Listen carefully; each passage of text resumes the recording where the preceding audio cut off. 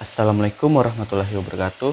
Baiklah, di sini saya akan melanjutkan lagi pada bab 4, yang dimana pada bab 4 ini memiliki 4 soal. Yang pertama itu ada jelaskan pengertian software. Dan yang kedua, berdasarkan fungsinya, software terbagi atas dua bagian. Sebutkan, jelaskan, dan berikan contohnya. Yang ketiga, apa yang dimaksud dengan bahasa pemrograman dan sebutkan contohnya. Dan yang keempat, sebutkan macam-macam software dan berikan contohnya. Nah, yang pertama itu ada jelaskan pengertian software. Software adalah perangkat lunak atau aplikasi yang dibuat untuk tujuan tertentu dalam melakukan sejenis tugas, seperti penjelasan, pemrosesan data, dan menyimpan data.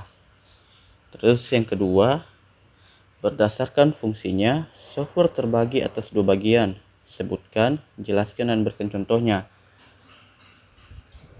Nah, di sini ada dua bagian. Yang pertama itu software system, yaitu Windows dan iOS. Software system adalah sebuah sistem yang mengelola dan mengontrol aktivitas hardware pada komputer. Dan yang B, software aplikasi atau game, aplikasi, dan lain-lain. Software aplikasi adalah program yang mendukung berbagai kegiatan.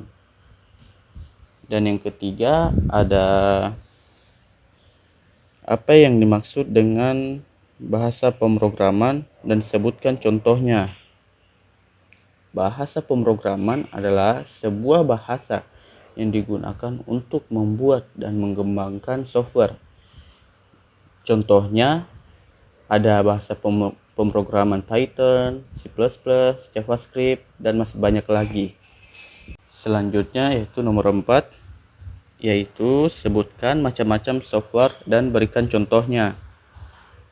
Nah, pada nomor 4 ini terbagi atas dua bagian. Yang pertama itu ada software system dan software aplikasi.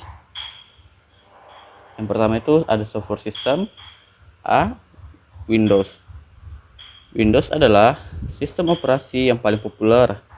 Hal ini karena user interface-nya yang mampu membuat para penggunanya merasa nyaman.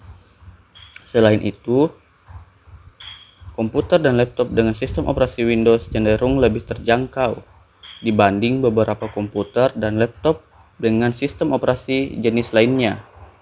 Sistem operasi yang satu ini banyak diminati pengguna karena aplikasi yang disediakan sudah lengkap, mulai dari aplikasi editing teks, foto, video, bahkan sampai ke game. Selain itu, user interface-nya yang user-friendly semakin membuat Windows lebih digemari oleh penggunanya. Dan yang kedua, ada Linux. Linux adalah sistem operasi yang bersifat open source. Pengguna boleh bebas memodifikasi dan juga mengembangkan sistem operasi ini. Namun, OS Linux saat ini masih belum sebanyak Windows dan Mac.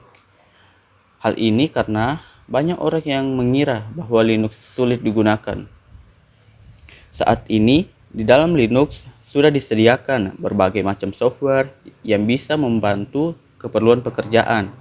Dalam hal pengetikan, Linux mempunyai software dengan nama LibreOffice yang biasa dikenal sebagai Microsoft Word pada Windows.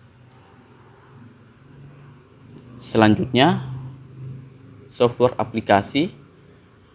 Yang pertama itu ada Word atau biasa disebut Microsoft Office Word.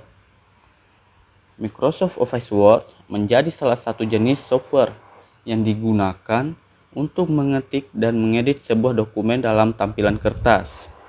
Dan yang kedua ada Excel atau biasa disebut Microsoft Excel.